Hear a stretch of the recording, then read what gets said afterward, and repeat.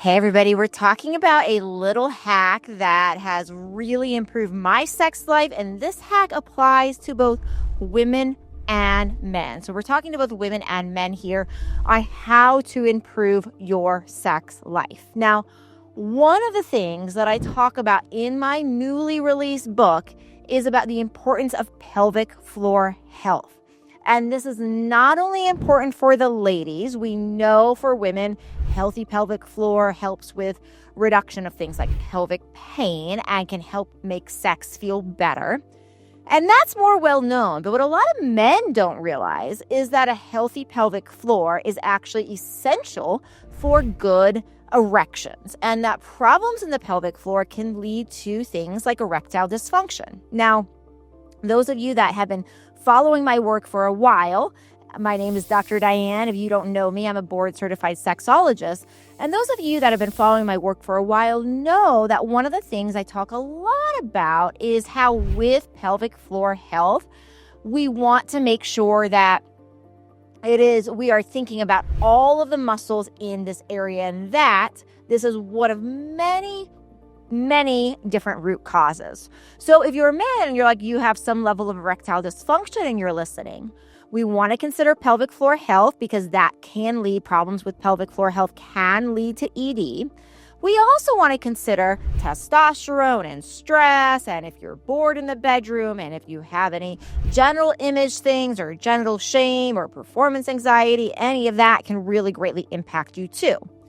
So when we're talking about pelvic floor health, which is the purpose of this video, because this is one of many different reasons that can lead to sex not going as well, to it not feeling as good for women, to you not performing as well and lasting as long for men. And what I'm going to teach you and talk about today is also related to things like, are you experiencing urinary incontinence where you dribble a little bit? Do you have low back pain? Do you have pain in your hips? Right? Any of those things can actually be linked to a problem in the pelvic floor.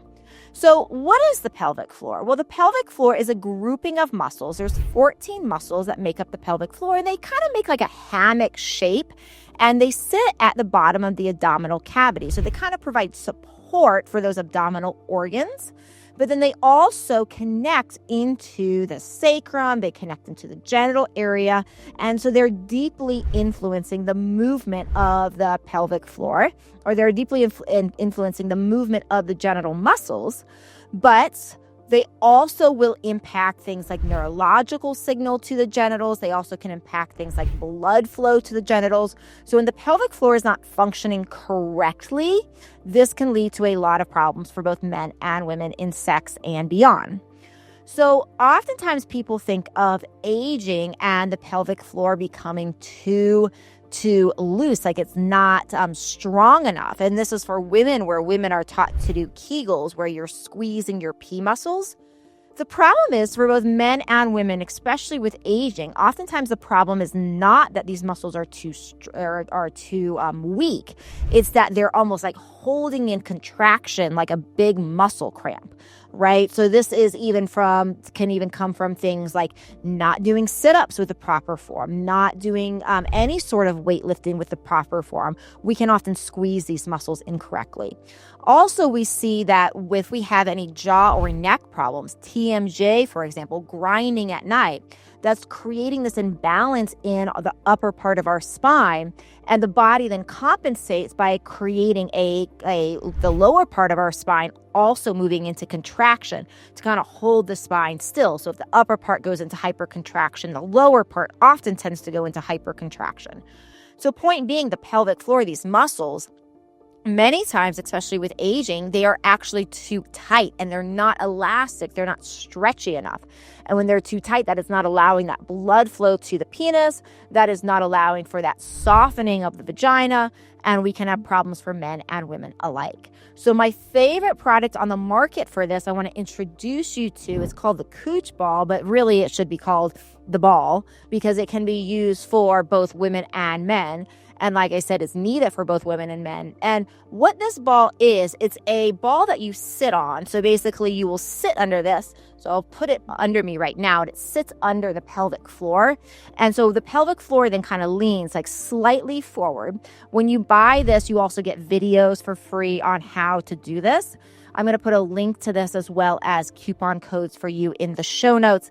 I also do talk about it in my Want to Want It book. But what you're going to want to do is you're going to sit on this and just relax. And this particular type of material, it's a very interesting technology to allow the pelvic floor to relax, because you need something that is kind of strong enough for you to sit on and that provides a little bit of tension but has enough give that your pelvic floor actually, the muscles there, they are actually not overstimulated, so they actually soften. And what you're doing is creating that relaxing, so that relaxation of the muscles, so that those muscles work correctly together again.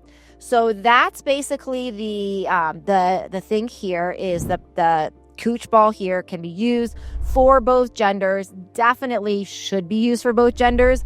And 5 minutes a day, 3 to 5 minutes a day can make a world of difference in helping with blood flow to the genitals and loosening this area, but also, like I said, in improving and lessening back pain as well as incontinence. So I will put a link to this and other things you can do to help your pelvic floor, like definite breathing. You want to make sure you're doing your stretching for your psoas, which is like your hip flexors, making sure you're stretching and strengthening your low back.